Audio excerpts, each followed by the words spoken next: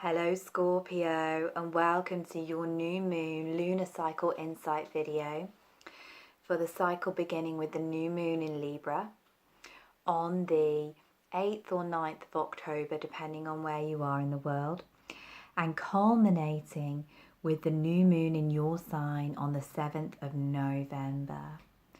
So this is your birthday month, Scorpio, for a lot of you, so happy birthday if you are celebrating. And we know that this is a powerfully transformative time for you, with Venus going retrograde in your sign.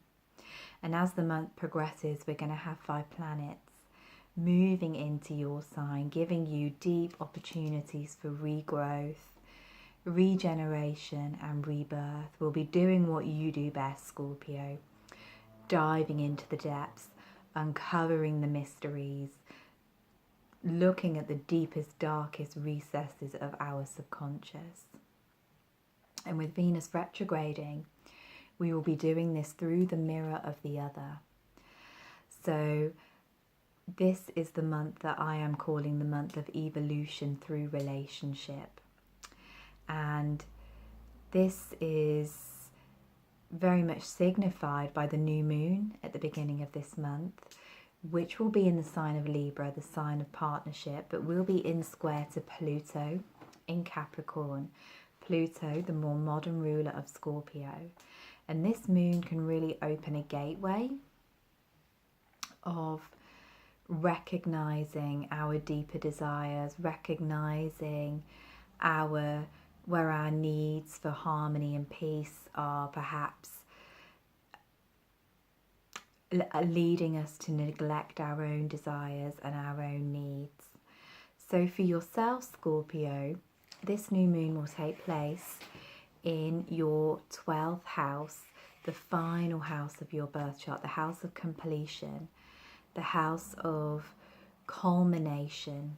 And the month before our birthday, the sun always transits this 12th house of our birth chart, and we have a new moon here, which signifies the energy of karmic release, of clearing, of shedding, of letting go before we move into our solar return month. And we get that burst of vitality, of energy, of regeneration that comes with our solar return and birthday. So this can be a moon of deep karmic healing. You know, perhaps there'll be some karmic relationship stuff that is coming up to be looked at this time. Perhaps there's some memories of old wounds or old partners that are surfacing, with Venus being retrograde at this point too. You know, she's stationed on the 5th of October at 10 degrees Scorpio. So this can be a time of reflection, of clearing, of cleansing. So it's a good time for letting go rituals, consciously working with those energies of clearing the debris, clearing the emotional residue of the past 12 months, ready to step into a brand new 12-month cycle. And Pluto, as your ancient ruler, is the point of evolution of the soul.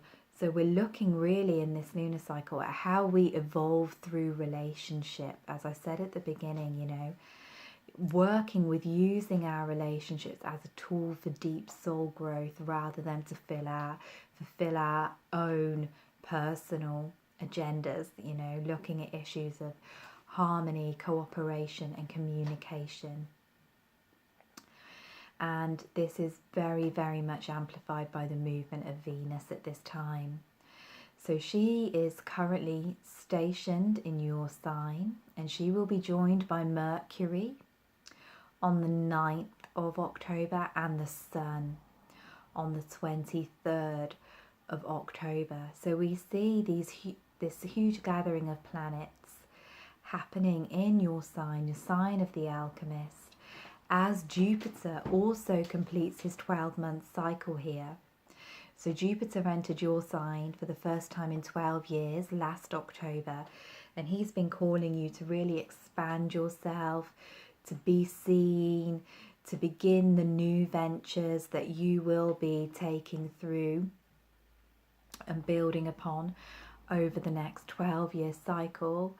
For some of you, he has been, really calling you to step up and be seen, to come out of the shadows. We've had this huge illuminating energy of Virgo in your sign, which traditionally is a more hidden sign, a sign that likes to kind of step back into the shadows, don't like to expose themselves too much. So Jupiter's finishing up here, and he's been kind of magnifying all of our stuff around intimacy, around connection. We've seen the Me Too movement. We've seen all of these shadows being exposed, the undercurrent, the shadow side of sexuality as well. So this month is really highlighting all of these themes for you, and of course is bringing your attention to issues of the heart, issues of shadow integration, issues of purging and purifying all of your fears around intimacy, around vulnerability, because I've said this before in these videos, Scorpio, and it's something that I say a lot when I'm doing readings for Scorpio people, because you are the sign that most craves soul bonding, that craves intimacy. Scorpio, like Libra, is the romance, it's the coming together, it's the candy floss love. Scorpio is that sign of intimacy where we really see all of the deepest, darkest parts of the other person, and we allow them to see ours, and we love each other anyway. So Scorpio is about this need for intensity, but it's also paradoxically one of the most self-protective signs. It's one of the signs that least likes to be vulnerable. Scorpio, particularly when we've got Mercury in Scorpio, Venus in Scorpio, Mars in Scorpio, we want to dig deep, we want to know everything about the other, but we're holding back from sharing ourselves because we have these fears around being betrayed, or, the love that we're giving not being returned in some way, or being, abandoned or left. So we'll be working through all of these fears. We'll be working through our own deepest desires during this period, and looking at all of those things from the past which are blocking us from emotionally moving forward now, going into the deep waters of our psyche, which you are so adept at, Scorpio. You can be really a guide for other people going through this process, because these are the waters that you are used to swimming in, especially if you've got a couple of placements in Scorpio. We are the people that tend to be that guide through the underworld, so you might find yourself helping other people to accept their own shadows as you work with yours as well. So as the sun moves into Scorpio, the moon is going to move into Taurus and conjunct Uranus, and we are going to have a massively potent, cathartic and catalytic full moon in the sign of the bull, your opposite sign, so falling in your relationship house. So this will be a time when we will kind of reach that midpoint of the Venus retrograde cycle, and this moon can bring such clarity, such illumination, such release to all of the stuff that's been going on underneath the surface, almost like an explosion where we have to really look at the deeper underlying issues. And falling in your 7th house, this is likely again to happen through relationships, Scorpio. This can be a time when your relationships really catalyze your soul growth. You really have to look at the balance of self versus other, codependence versus independence. What is working? What needs to be changed? Break through or break down? What can still be built upon, and what needs to be let go of? It can be an energy of just breaking the heart open, breaking through all of these limiting ideas and thoughts and conditioning you had around relationships, you had around your own self-value, self-worth and sacred sensuality, and also around your finances and resources.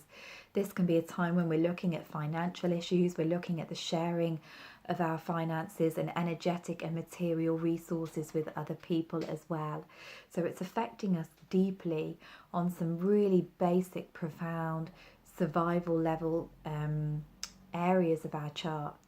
And I just want to clarify that when I say relationship, I'm not just talking about those people who are in partnerships, who, you know, are with a partner or a beloved.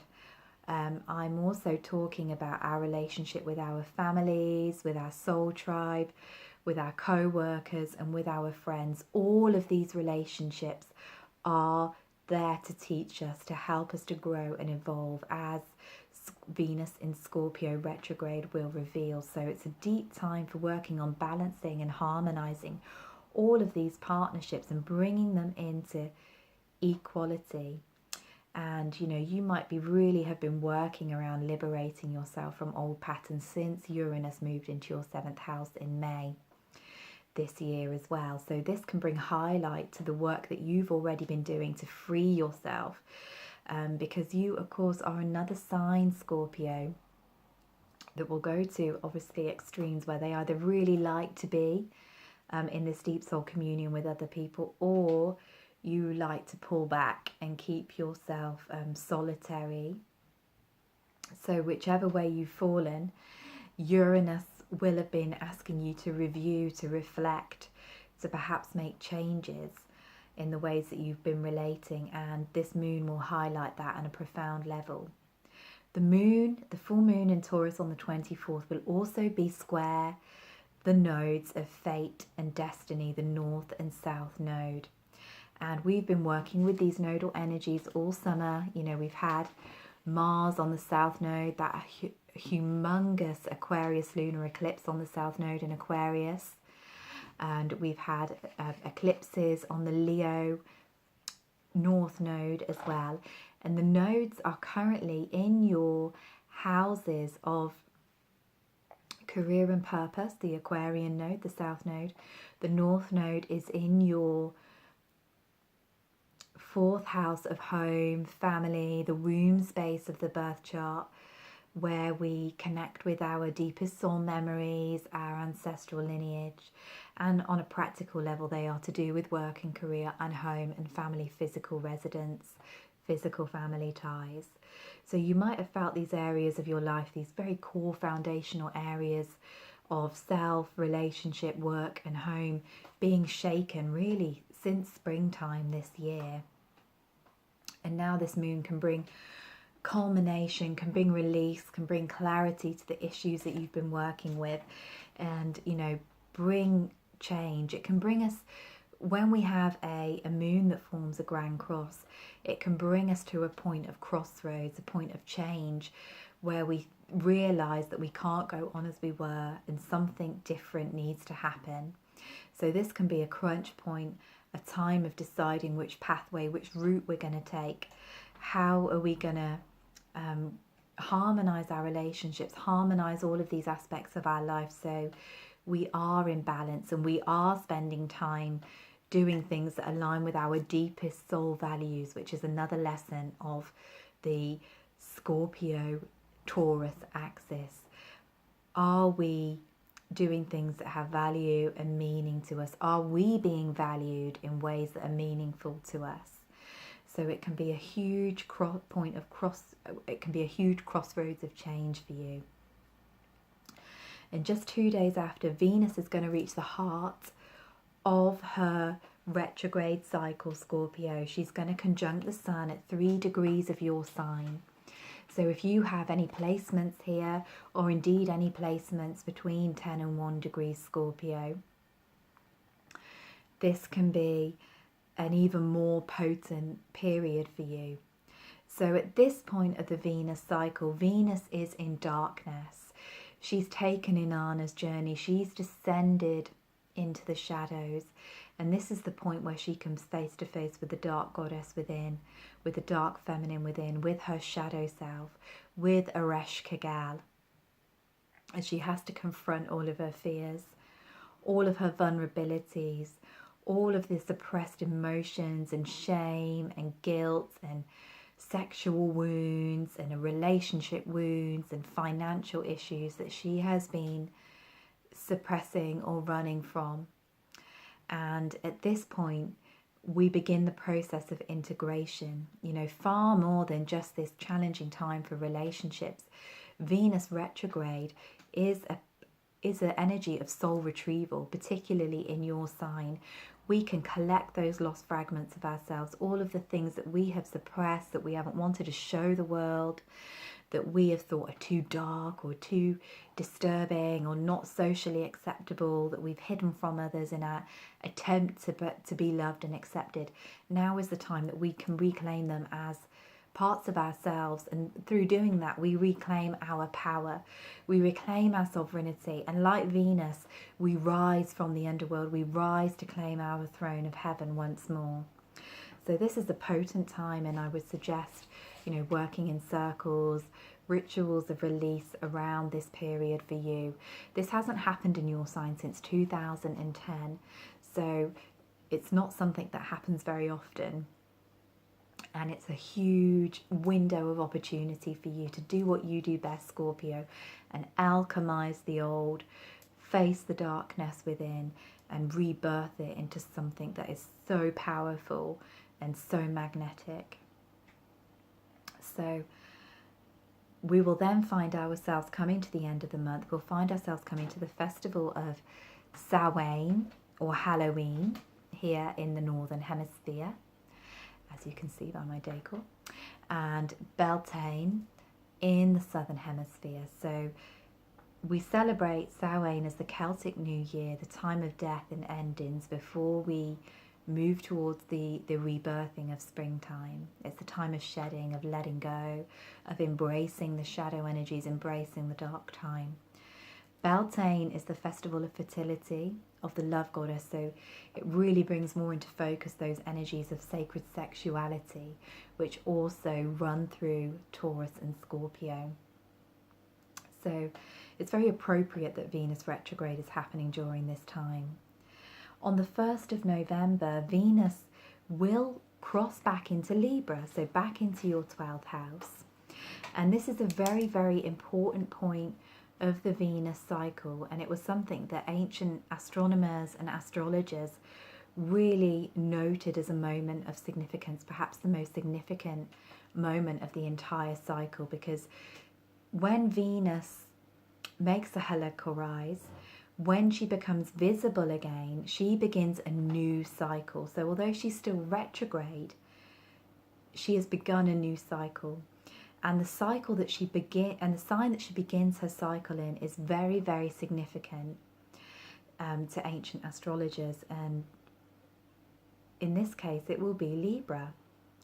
So this is a beautiful energy of healing. After diving into the depths, we're rewarded by our relationships coming to a space of equality, coming to a space of harmony, coming to a space of balance.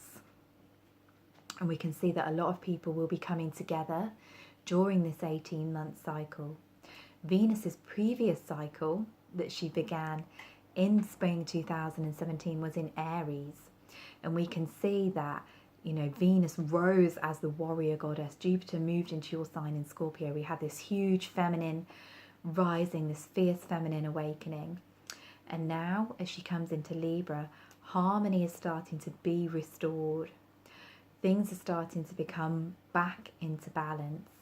Libra will seek to create conscious community, to create harmonious relationships, to create a world where we are all connected with each other and we're all treating each other fairly with love and respect. So this is a beautiful beginning of the cycle, and it's going to happen in your 12th house. So we can see for you karmic healing of relationships, Scorpio. So this can be obviously a healing of relationships that you already have been working through karmically. And by karmic relationship, I mean those relationships, no matter how long we've been in them, that have a profound effect on us. You know, we seem to have known this person since before the beginning of time. We have a soul connection with them. So it can bring healing to these relationships, you know, whether they're with family members, co-workers, wives, husbands, partners.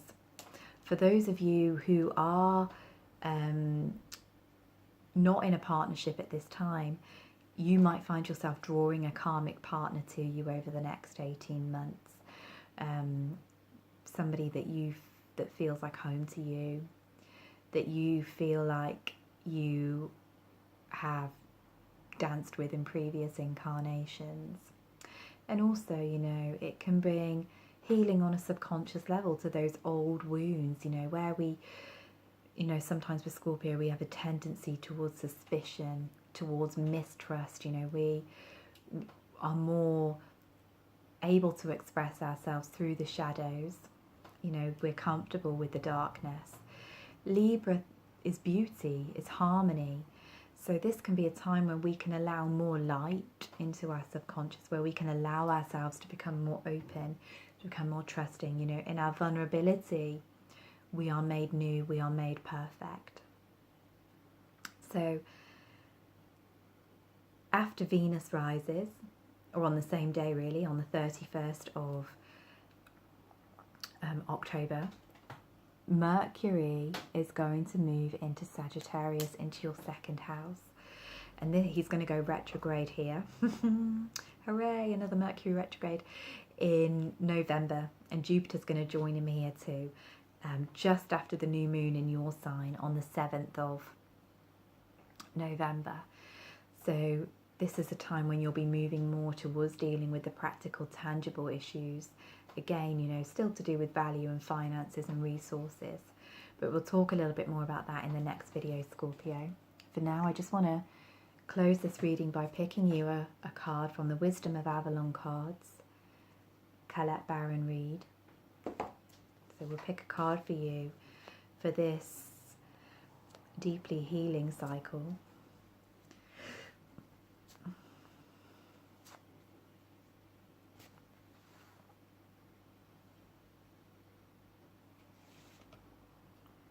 Wow, this is a very positive omen, I feel. So it's the bee. Luck, industriousness and sweet victory. So what could be more indicative of the rewards, the nectar you will drink after you've done this dive into the Shadowlands? It really feels like all the work that you do will pay off, and you will be, after this retrograde, during, you know, as we shift lunar cycles, you will be really calling towards you the people that can support you in your purpose, in your endeavours. Perhaps you'll draw some connections that will help you to create more abundance in your life. Perhaps you will feel the sweetness of love like never before, Scorpio. It just feels like a very, very positive omen. And as I'm talking you through this reading, I actually feel really excited and really positive for you, because you are the sign that is used to these energies more than any other. So you are the ones that can utilise them to their maximum impact and benefit. And the rebirth will be so much more powerful, so much more potent for you, because you're willing to dive deep. So thank you so much for listening to me, Scorpio. If you want to connect with me further, you can check the links below this video and find my astrological writings on Facebook, in my groups and on my page. You can also contact me there for readings if you feel drawn to do so. I'm sending you so much love. Thank you so much for listening to me.